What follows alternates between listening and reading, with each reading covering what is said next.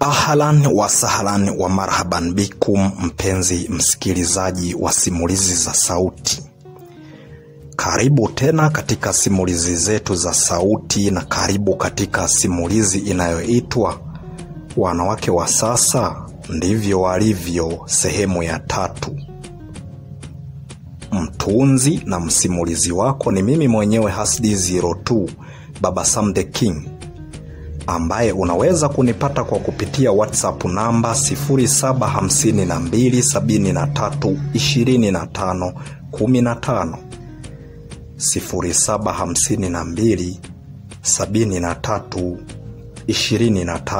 0752732515. Usisahau kusubscribe channel hii inayoitwa Baba Sam the King Tanzania TV channel, ili uweze kupata simulizi mbalimbali pamoja na makala mbalimbali ambazo zinatiririshwa katika kituo hiki.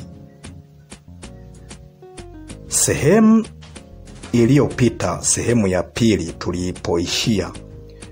tuliishia sehemu ambapo tulimuona Juma akiwa anaendelea kutusimulia kwamba tayari moja kwa moja alipigiwa simu na yule Ostadhati Farha akimwambia kwamba amefika katika stendi ile ya Mwashenya, kwa hiyo inatakiwa aende moja kwa moja kwenda kumpokea. Sasa karibu tena katika sehemu yetu ya 3 ili tuendelee kumsikiliza Juma anavyoendelea kutusimulia. Hapo moja kwa moja niliacha kabisa kazi zangu zote, kabidi niende baada ya kumwambia Ishaka ili aweze kujiandaa mapema na tuweze kuondoka. Moja kwa moja niliondoka kabisa, ikabidi niondoke. Ninakumbuka ilikuwa ni usiku wa saa 2 karibia na robo, ndipo ambapo nilipoweza kufika pale stendi ya Mwashenya kwa ajili ya kwenda kumchukua huyu kipenzi changu Farha. Nilikuwa siamini kabisa kama endapo anaweza akawa mkweli na hatimaye akaja. Ikabidi moja kwa moja niende nikamfuate. Baada ya kufika pale, kiukweli tulimsubiria kwa sababu gari alilokuwa amepanda bado lilikuwa halijafika pale. Tuliwauliza hata wale ambao waliokuwepo pale katika ofisi zao za hilo basi kama endapo atakuwa amefika, au hilo basi litakuwa limefika ambalo kuna ndugu yetu au kuna mgeni ambaye tunamsubiria. Tuliwaambia kwamba ni ndugu yetu, wakasema bado halijafika, inabidi msubirie kidogo. Hapo tulisimama kwa sababu hakukuwepo na sehemu ambapo tunaweza tukakaa, kutokana na kwamba wateja au abiria wamekuwa wengi sana pale kwenye kituo, mpaka hakuna sehemu pa kukaa, fomu zote zimejaa. Ikabidi tusimame tusubirie. Mida kama ya saa 2:30 hivi, tayari moja kwa moja ilionekana lile basi likawa limekuja, hatimaye likafika, likaingia kituoni. Moja kwa moja watu wakaanza kushuka. Tukamuona kuna dada mmoja ambaye aliyekuwa ameshikilia begi lake jingine. Kumbe amekuja na mabegi mawili. Ishaka ndo akawa amemuona. Hatimaye mimi nilichukua begi moja, Ishaka akachukua begi jingine. Tukaanza kutembea naye moja kwa moja ili tuweze kufika sehemu ya daradara ambazo tunaweza tukachukua moja kwa moja ili ziturudishe huku kwetu ambapo tulipokuwa tunakaa Mwashenya, pembeni kidogo ambapo walipokuwa wanapaita bondeni. Kweli tukaenda na hatimaye tukafika, tukachukua daradara, ilikuwa imejaa. Tulikuwa tunamtembeza taratibu kwa sababu alisema kwamba ana njaa sana, kwa hiyo hakuwa amekula. Kwa hiyo ikabidi tuanze kumtembeza taratibu. Moja kwa moja alikuwa anaongea na simu, anawaambia marafiki zake ambao wanamjua, ambao wako huku Mwashenya ambapo sisi tunaishi. Kwa moja kwa moja aliwaambia marafiki zake ambao wanawajua, ambao wanaishi hapo Mwashenya Center, lakini na wao wanaishi pembezoni mwa center, kwamba tayari amefika. Na kauli ambayo mimi niliisikia ni kwamba amekuja Mwashenya kwa ajili ya kutafuta kazi. Hakuwaambia kabisa marafiki zake kama endapo atakuwa amepata mchumba ambaye ametaraji kumuoa. Hapana. Nilipojaribu kumhoji aliniambia, kwani kuna mahali ambazo umelipia kwetu? Si hamna. Kwa hiyo sasa unaweza kaona, na halafu sitaki kila mtu ajue kama endapo mimi naishi na wewe. Basi sikuweza kuendelea kuyafuatilia, nilichukulia tu ni hali ya kawaida. Mwisho wa siku nikapotezea. Tukaendelea kuondoka, tukafika, tukachukua daradara, ilikuwa imejaa. Tukaingia hivyo hivyo kwa sababu daradara za kutupeleka bondeni zilikuwa ni chache sana. Hatimaye moja kwa moja tukapanda hiyo daradara, tukaondoka. Baada ya kufika, tayari nilimwagiza Ishaka aende moja kwa moja mpaka kule ofisini kwangu, akazime ile kompyuta na hatimaye afunge mlango wa ofisi. Hatimaye apitie dagaa awalete mpaka pale nyumbani ili tuweze kuandaa namna ya kuweza kula, kwa sababu tulikuwa tumechelewa sana baada ya kuwa tunamfuatilia mgeni huyu. Basi moja kwa moja alienda akafanya yale yote ambayo nimemwagiza, na hatimaye moja kwa moja akaja. Alipokuja akampatia dagaa Farha, moja kwa moja akaziandaa vizuri, na hatimaye ugali ukapikwa pale, na hatimaye tukala. Hapo ndipo ambapo moja kwa moja nilipoamua sasa kumuombea Ishaka kwa rafiki yangu mmoja ambaye nilikuwa naishi naye jirani na sehemu ambapo mimi nilikuwa nimepanga. Kwa hiyo ikabidi nimuombe aweze kunisaidia, aweze kukaa na huyu Ishaka, kwa sababu mimi tayari nimepata mwanamke, siwezi nikalala naye kwenye kile chumba kimoja hali ya kwamba nina mwanamke. Kiukweli siku hiyo ilienda vizuri, kwa sababu yule jamaa Bwana Simoni alikubali moja kwa moja kwenda kulala na Ishaka, na moja kwa moja siku hiyo ikaenda vizuri. Na kwa vile nilikuwa na uchu, kwa kweli nilifanya mapenzi kana kwamba sitoweza tena kumuona huyo mwanamke tena. Siku hiyo chakula cha usiku cha kimwili kikalika, yaani tukafanya tendo la ndoa. Nikalisikia ni tamu sana, kwa sababu nilikuwa nimemaliza muda mrefu sipati mwanamke wala sijawahi kufanya tendo hilo. Hatimaye kesho yake maisha yaliendelea. Tukawa tunatoka tunaenda moja kwa moja hadi ofisini, tunaendelea kufanya kazi yetu mimi na Ishaka kule ofisini. Tunaendelea kuwauzia watu nyimbo pamoja na filamu mbalimbali. Baada ya kurudi jioni, binti Farha alichukua vifuko vya karanga na hatimaye akanipatia tukiwa pamoja na Ishaka. Ikabidi atuambie kwamba tuweze kula ili tuweze kuona. Hiyo ndiyo biashara yake ambayo aliyokuwa kiifanya muda mrefu.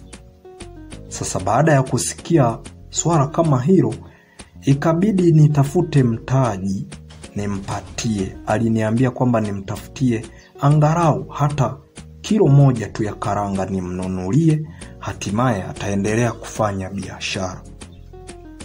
Na kweli nilifanya hivyo, na hatimaye nikamtafutia hiyo kilo moja.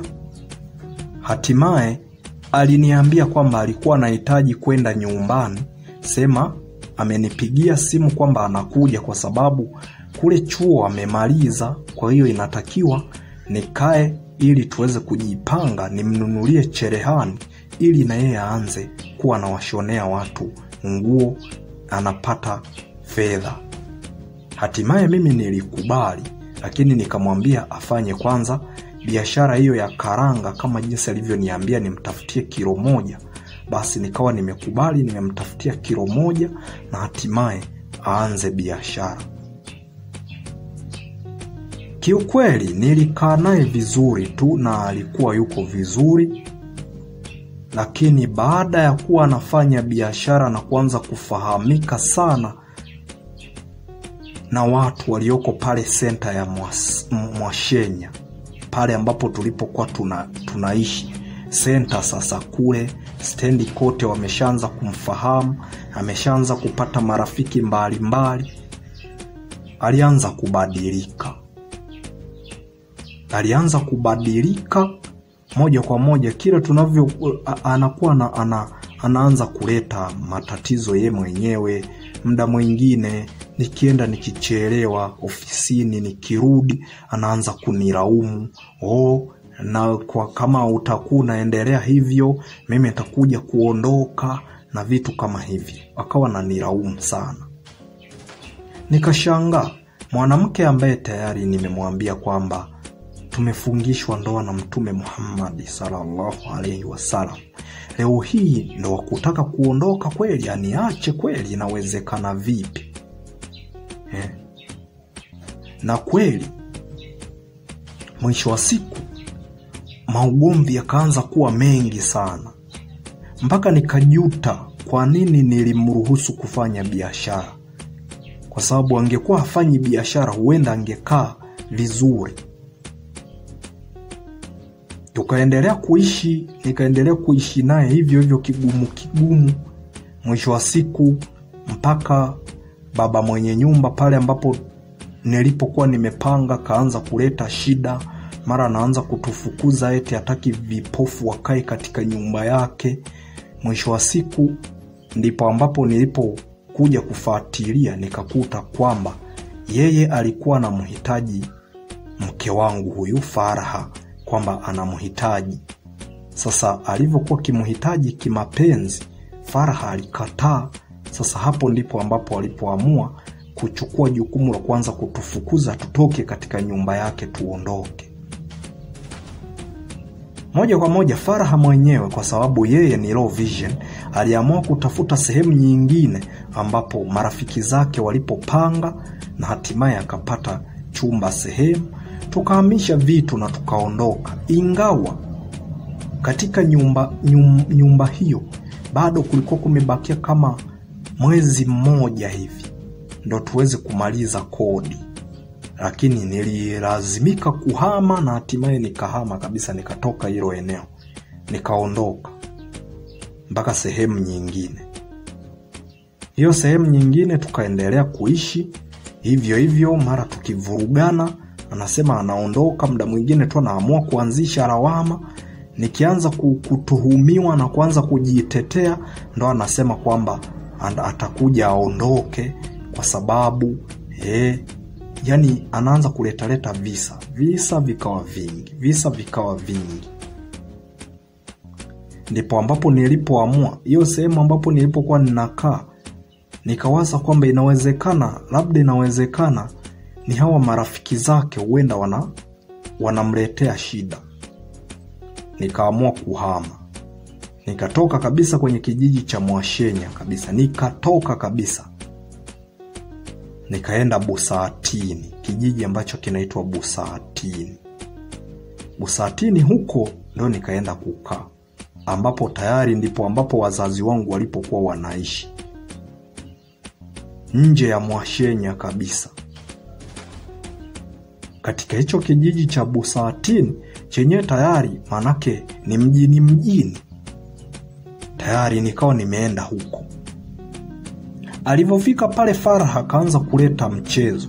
Mara kwenu ni pachafu, nyinyi, mimi sihitaji kukaa ukweni na vitu kama hivi. Sasa nikaanza kuwaza, ana tatizo gani huyu mwanamke? Mbona mambo yamekuwa hivi? Akaanza kuniambia, mimi nataka niondoke, nataka nielekee moja kwa moja mpaka kule Nyarutefe mjini kwa sababu huku Busatini mimi siwezi nikaishi. Akaanza kulilia kurudi Nyarutefe mjini kule ambako tayari ndo nilipompigia simu ili aweze kutoka huko ambako tayari kuna chuo chao cha ufundi cherehani.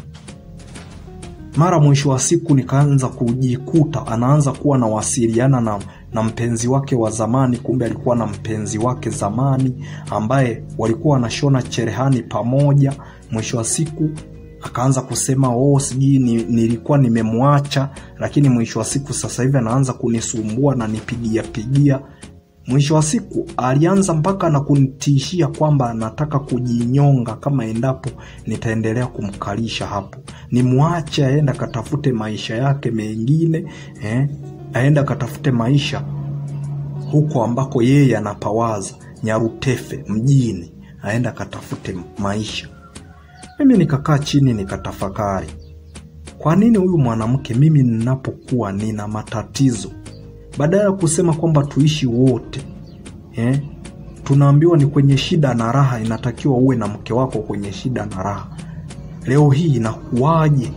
Mara kaanza kusingizia, sijui nyumbani, wananipigia simu wanasema hautaki kupeleka mahali. Sasa nikakaa chini nikawaza, nikajaribu kumwambia, ila wakati unakuja kwenye simu tulipokuwa tunawasiliana, si nilikwambia kabisa kwamba maisha yangu ni haya ambayo nadunduliza kwenye ofisi na nauza muziki pamoja na na filamu. Kwa maisha yangu ni ya chini mno, na kwenu wanahitaji mahali. Je, zitakuwa kama ngapi? Kasema sisi kwetu, nyumbani kwetu kwa kweli ni kama 5,000,000 hivi unaweza ukamlipia mwanamke uko India. Lakini mimi sitojali masuala ya 5,000,000. Mimi nitajaribu ni wadanganye wazazi wangu kupunguzie mpaka ifike 2,500,000. Sasa nikamwambia 2,500,000 kwa sasa hivi naitoa wapi? Sasa akaanza kunilaumu, mara amekumbuka ni bora aende tu kwao India, aende akakae atulie.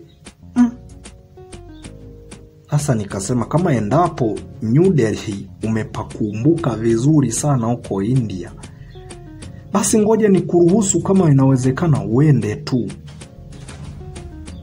Kwa sababu mpaka anasema kwamba anataka na kujinyonga, ndipo ambapo hapo nilipojaribu kuwasiliana na wazazi wangu, nikajaribu kuwaambia.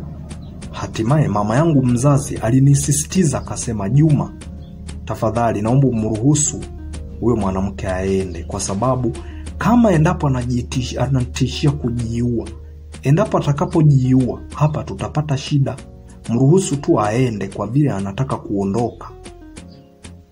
Kwa kweli mimi nilikaa chini nikatafakari, ni mwanamke ambaye nilikuwa nimempenda, nimemzoea, nimetoka Mwashenya na yeye mpaka tumefika Busatini, anaanza kugeuka.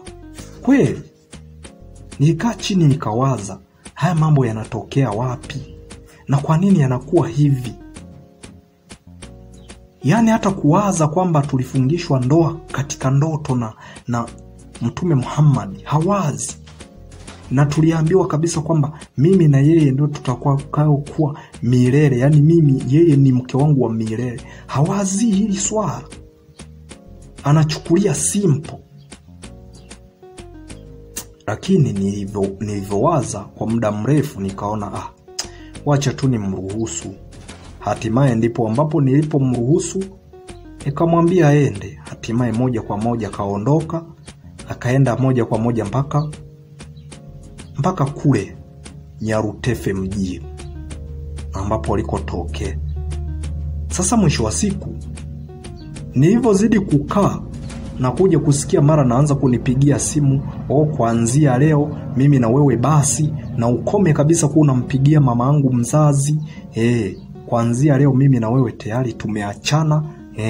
Wewe endelea na maisha yako na mimi niendelee na maisha ya kwangu. Mara anaanza kuniambia hivyo vitu ambavyo niliacha huko nikiwa nimekuja kutafuta kazi huku, wewe hivyo vitu peleka, mimi sitorudi tena. Mwisho wa siku nikawa najaribu kuomba ushauri kwa mama yake mzazi, kwa sababu yeye ndo anayemfahamu, yeye ndo aliyemzaa, anamjua tabia zake. Nikawa najaribu kumuomba ushauri, mara nampigia na yeye. Mwisho wa siku kamsisitizia kabisa kwamba mimi na yeye tayari tumeachana. Basi mimi nikabaki hivyo kama jinsi nilivyokuwa kipindi hicho cha nyuma. Nikaendelea kufanya kazi ofisi ya kompyuta, kwa sababu nilihamishia Busatini kutokana na kwamba kule kwingine kwa kweli palinichosha, kwa sababu mwanamke alikuwa, niliwaza kwamba huenda inawezekana atakuwa amechukua tu vishawishi vya watu. Kwa hiyo ndio maana nikaona tu niweze kuhama kabisa, nitoke huko Marushenya moja kwa moja nije huku Busatini, huenda naweza katulia. Na nilimsisitizia ni lazima twende Busatini, kwa sababu siwezi nikakaa na mwanamke wakawa hawamjui nyumbani, hatimaye waje kusema kwamba mimi nilikuwa naishi na hawara, wakati nina mpango kweli wa kumuoa, sema uwezo ndio hauruhusu. Kwa hiyo nilipofika pale nilipata ofisi mpya, nikapanga sehemu mpya, hatimaye nikaendelea na kazi yangu ya ofisi. Sasa kukawa kuna binti mmoja ambaye anajaribu kunifuatilia, lakini alikuwa ni kama kwenye uchumba hivi, anajaribu kunirushia salio hapa na pale ili niwe naendelea kuchati naye kwa message. Sasa hapo ndo ambapo wakati naendelea kuwasiliana na mimi, huyu Farha ndo nikamwambia kabisa, bwana, mimi nilikwambia usiende, uendelee kukaa hapa, na ikiwezekana tufungue biashara hapa nyingine, kama ni ya kuuza karanga kama ulivyokuwa unauza kule Mwashenya, basi na hapa uuze hivyo. Kama huwezi kunani kuuza, basi na inatakiwa tutafute njia nyingine, yani ambayo itakao kufanya wewe uweze kufanya biashara. Lakini siwezi mimi kukaa bila kuwepo karibu na mke wangu, haiwezekani. Wewe utoke uende Nyarutefe mjini, na ni mbali kweli na sisi. Hivi unafikia mimi nitakupataje ninapokuwa nimebanwa hata na hisia za kimwili, na kupataje? Lakini kwa vile ulilazimisha, unataka kuondoka na hatimaye nikakuacha ukaenda, basi na uliniambia kabisa kwamba wewe kuanzia leo mimi na wewe basi, ukaanza kunitishia kwenye simu. Sasa kweli mimi kuna mtu ambaye bado anaendelea kunitafuta na ananisumbua, na hitaji mimi niweze kuishi naye, kwa sababu nilikuwa na mapenzi sana na Farha. Kwa sikutaka kabisa kumsikiliza huyu mwingine.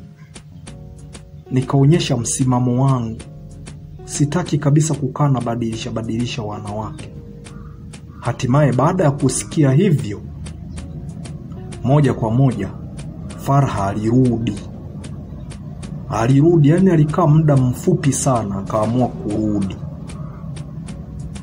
Baada ya kufika nyumbani, kweli nikaona ni kama vile amekubaliana na swala la kuja tena kuishi karibu na ukweni. Sasa kwa vile pale nyumbani tayari kuna wageni wengi walikuwa wamekuja, manake kukakosekana kabisa sehemu pa kumweka, basi ilinibidi moja kwa moja nitafute namna ambayo kulikuwepo na nyumba jirani ambayo inamilikiwa na bwana mmoja hivi ambaye alikuwa anaitwa Hussein, au unaweza kumuita, alikuwa anapenda sana kujiita Baba Idi. Kwa hiyo nikamwambia baba Idi kwamba inatakiwa nipate sehemu pa kuishi. Moja kwa moja yeye alinionea huruma na hatimaye akaniambia, bwana, naomba Juma unipe tu ya chai tu, hatimaye uweze kupata eneo la kuanza kuishi. Kweli nikafanya hivyo na hatimaye tukaanza kuishi na faraha, tukiwa peke yetu katika nyumba yetu mpya ambayo tulipewa na baba Idi. Nikaendelea kuishi naye. Baadaye mwisho wa siku nikaanza tena kusikia anaanza kulalamika kwamba anataka aondoke, atoke hapo, aende nyumbani, wanamuita sijui nini. Mwisho wa siku zile lawama mimi nikaziona zisinigasi, wacha nimruhusu. Nikamruhusu aende kwao India. Hatimaye kweli alienda moja kwa moja, kaanza kuwapigia watu, kaingia mtandaoni, kakata tiketi ya ndege. Mwisho wa siku kapanda magari, kaondoka moja kwa moja, kafika uwanja wa ndege airport, kachukua ndege kaondoka mpaka India. Alikaa siku 5. Hatimaye nakuja kusikia anaanza kusema kwamba yuko anarudi. Baada ya kurudi, alivyofika tena kapigiwa na marafiki zake ambao wako Nyarutefe. Wakati hapo tayari nilikuwa tumeshaanza kabisa na kujipikia, kwa sababu alianza kuleta zongwe kwamba huko hawezi kwenda kwa naenda kula ukweni, alafu baadaye anakuja narudi mara sijui ukweni, sijui kuna familia kubwa, yeye hawezi kupika chakula kingi, chakula familia kubwa. Mimi nikamsikia kwa sababu ni mtu ambaye tayari ninampenda.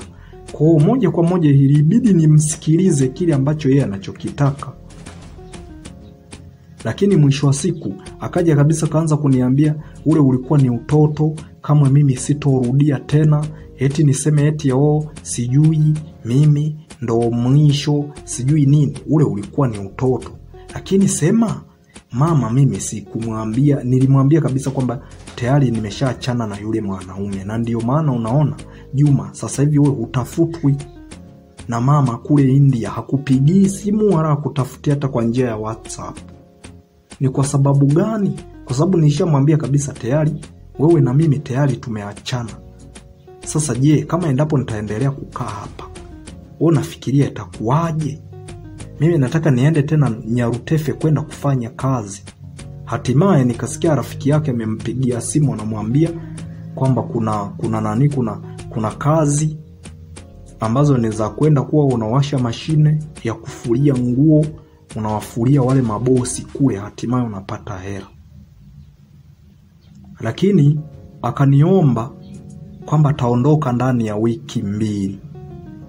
Na mimi hapo ndo nikamkatalia, nikaanza kuwaza, huyu mwanamke kwa nini anaenda? Kwa nini anakuwa na safari? Kwani watu wengine wamepataje wanawake ambao waliotulia na wanaendelea kuishi nao? Mwanamke kila wakati ni safari. Mara ametoka kule Nyarutefe, tena anataka kurudi tena Nyarutefe. Wakati ametoka majuzi kati tu hapo, ametoka hapo ameenda nyumbani kwao India. Yaani akawa ni mwanamke wa safari. Mwisho wa siku ikabidi mimi nimkubalie tu afanye aweze kuondoka. Tena aliniambia kwamba nimpe ndani ya wiki 2, maana yake atakuwa amesharudi. Hatimaye mimi nikakubali kwamba inawezekana kabisa akarudi. Kwa hiyo mpaka sasa hivi hapa ambapo ninazungumza na ninyi waandishi wa habari, ni kwamba hajarudi kabisa, wala na ananipigia simu ananiambia kwamba kwa vile hujatoa mahali hizo huko kwetu, sasa unategemea mimi nikirudi hapo, wakati mimi namwambia mama kwamba niko Nyarutefe. Je, nikimwambia kwamba eti nimesharudiana na huyo mwanaume, hivyo unaona inaswihi hali ya kwamba kwetu haujalipa chochote? Sasa nikakaa chini nikatafakari, mwanamke mwenyewe amehitaji yeye mwenyewe tuishi pamoja. na nilimwambia kabisa mimi sina chochote. Kama endapo wanaweza kuvumilia, tuendelee kuishi. Tukipata, kama endapo biashara zetu zitaenda sawa, tukapata, manake tutapeleka. Lakini tujikusanye. Lakini mwisho wa siku anaanza kuwaza kwamba nitakaporudi hapo Busatini, nitamwambiaje mama kwamba nimerudi kwa mwanaume, au nimwambieje? Hali ya kwamba wakati anaondoka aliniambia kwamba niruhusu niende huku wiki 2, alafu nitakapoenda nikifika kule, manake moja kwa moja nitakapotaka kurudi, mamangu mzazi, ingawa tayari nilikuwa nimeshamwambia kwamba tayari tumeachana, mimi nitamwambia kwamba tayari sasa hivi tumerudiana. Kwa hiyo nimeamua mimi kuishi na huyu mwanaume, akipata mahali ataleta. Sasa amefika kule Nyarutefe, anaanza mara kunipigia simu, anaanza kusema eti kuna marafiki zangu ambao tunajuana, tuliokuaga tunaishi wote Mwashenya kule, eti nimewaambia kwamba wakati tunakutana na Farha, manake tulifanya mapenzi. Sasa nikaanza kumwambia, kwani kama wakijua kama endapo tulifanya mapenzi na hatimaye yule uliofanya naye mapenzi mmeoana, kuna tatizo gani? Mimi sioni kama kuna tatizo. Mara anaanza kusema sijui nimechukia, nimefanya. Yaani kiukweli mimi niwaambie tu wanajamii, kutokana na simulizi yangu hii, ukweli kabisa mimi Juma Mohamed bin Salim ninampenda Farha Isa Salim, ninampenda vibaya mno, kwa sababu ni mwanamke ambaye tayari nilimuota katika ndoto nikiwa ninaendelea kufanya maombi. Lakini huyu mwanamke inaonekana kabisa, yani hataki kabisa kunisikia wala hataki kunielewa. Mpaka sasa hivi hapa ninavyozungumza na ninyi waandishi wa habari na ninazungumza na jamii, mjue kabisa kwamba tayari mpaka sasa hivi huyu mwanamke ni wa safari. Yani hata kama atasema yeye anakuja hapa nyumbani Busatini, manake anakaa kidogo, anaanza tena kuwaza safari kuondoka. Ndio maana nikasema wanawake wa sasa ndivyo walivyo. Kwa sababu gani? Kama mwanamke anaamua kuondoka na muacha mtu anayempenda, eti kisa tu ana maisha ya chini, ana maisha magumu, anawaza kukaa na aondoke, asikae karibu na yeye.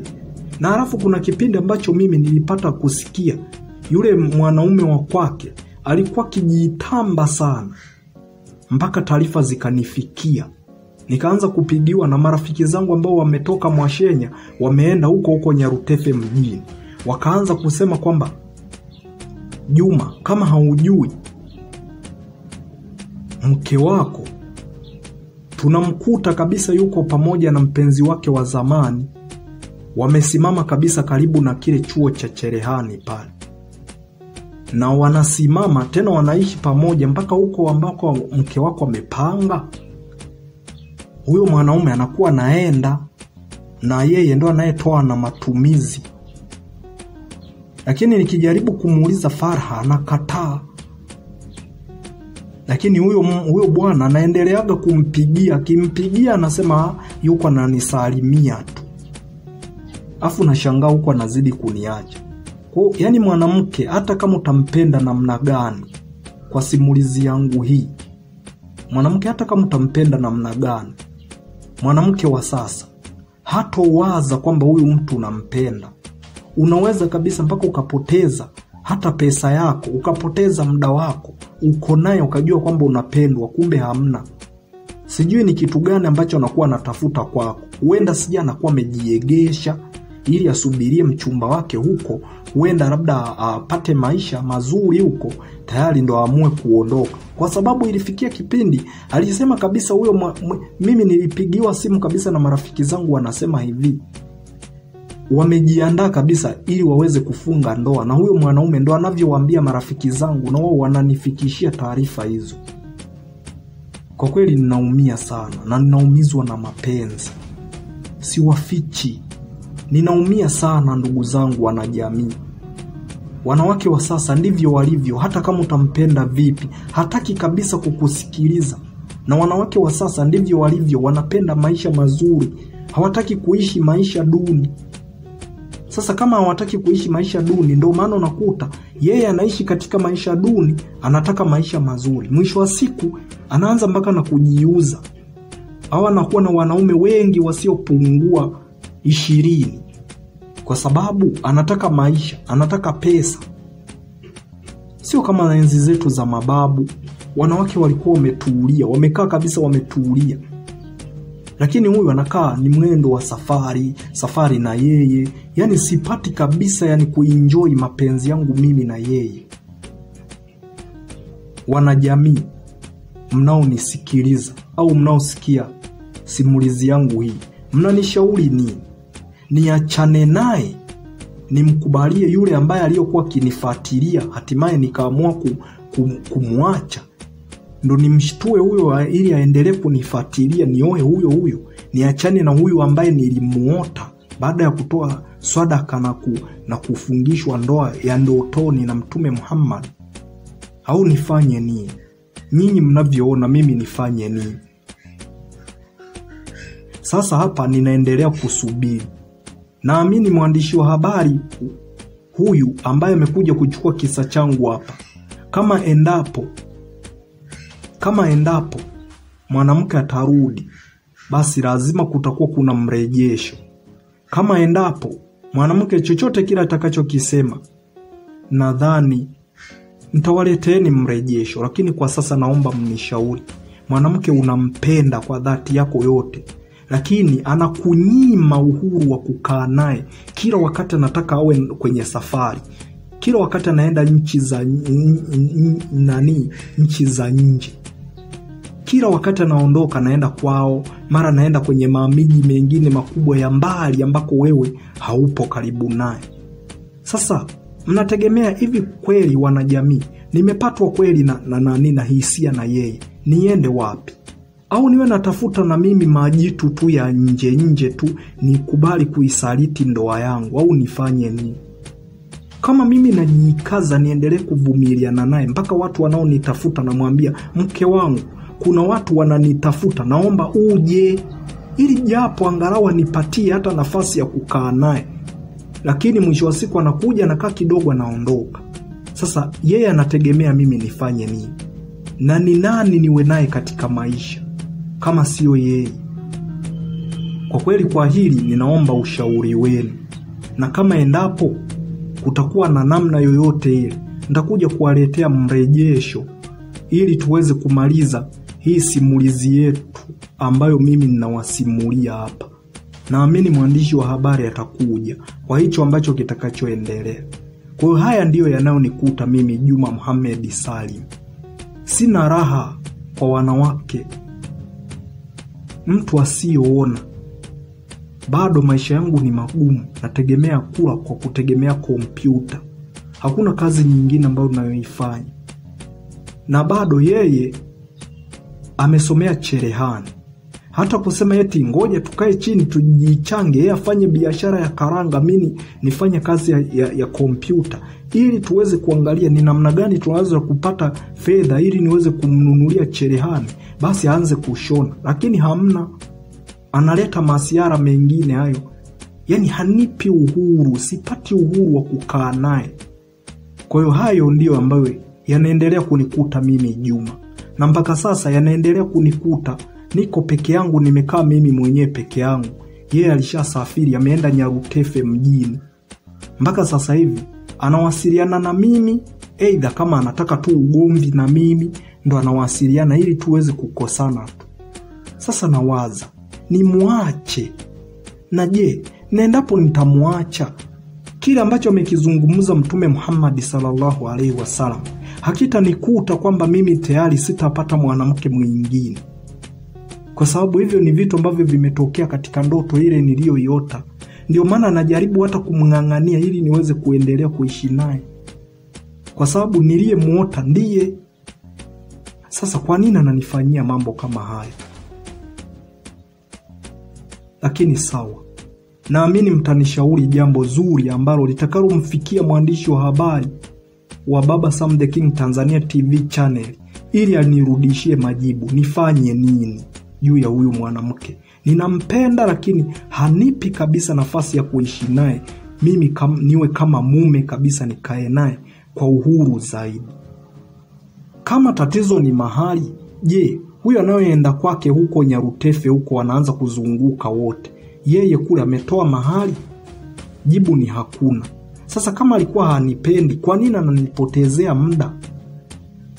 Kama wakati ninamwambia kwamba nimemuota yeye, tumefungishwa ndoa na Mtume Muhammad, kama alikuwa hataki, kwa nini asingeacha tu ikawa ni kama ndoto ya kupita? Inshallah niwatakie wakati mwema, na muendelee kufuatilia tu simulizi yangu nyingine. Kama kuna sehemu patakapofuata, basi muendelee kupafuatilia. Nashukuru sana. Inshallah, Allahu Aala. Na mpenzi msikilizaji wa simulizi za sauti, sehemu ya 3 ya maisha haya ambayo yanaendelea kumzonga Bwana Juma, simulizi yetu ikiitwa Wanawake wa Sasa Ndivyo Walivyo, imeishia hapa. Tumemuona kumbe alikuwa amerudi kabisa Faraha, na hatimaye kumbe wakati anaenda kumchukua kule Mwashenya waliamua kuhama baada ya kuwa tu Faraha ameanzisha biashara, na hatimaye akaanza kuonyesha mabadiliko. Ndipo ambapo Juma aliamua moja kwa moja aweze kuhama Mwashenya, aondoke mpaka Busatini. Sasa amefika Busatini, mwanamke ameanza kuleta shida. Je, ni kitu gani ambacho kitakachoendelea sehemu ya 4 na ya mwisho, kama endapo ataendelea kutusimulia? Na ni lazima tutaendelea kumfuatilia ili hiki kisa aendelee kutusimulia. Kama kitakuwa kimefikia mwisho, basi atupe hitimisho na ushauri wake sehemu ya 4. Mtunzi na msimulizi wako ni mimi mwenyewe Hasdi02 Baba Sam the King. Unaweza kunipata kupitia WhatsApp namba 0752 73 25 15, 0752 73 25 15. Usisahau ndugu msikilizaji wa simulizi za sauti kusubscribe ili uwe wa kwanza simulizi ya aina yeyote za maisha ya watu pamoja na simulizi nyingine za kimaisha uweze kuendelea kujifunza, pamoja na makala mbalimbali ambazo zinatokea katika chaneli hii, ili uwe wa kwanza kabisa mwanafamilia kuzipata. Kukuaga ni mimi mwenyewe Hasdi02 Baba Sam the King. Ni kuage mpaka hapo tutakapokutana sehemu ya 4 na ya mwisho ya simulizi hii, ambapo tutakapomfuatilia Bwana Juma ili aweze kutupa mkasa kamili. Je, kwa wiki hizo 2 ambazo amempa, wiki hizo 2 inabidi tuzisubirie ziishe, halafu baadaye atatuletea hitimisho. Je, mwanamke amerudi? Na kama amerudi, anakaa naye vipi? Na ninyi wenyewe mnaweza mkampatia ushauri kupitia namba yangu hiyo hiyo ili niweze kumfikishia ushauri wenu. Je, afanye nini? Mmesikia kisa chake, namna jinsi ambavyo anavyoendelea kuteseka. Nini afanye juu ya maisha yake? Mpaka hapo sehemu ya 4 ya mwisho ambapo tutakapokutana tena, ni kuage niseme kwaheri kwa sasa.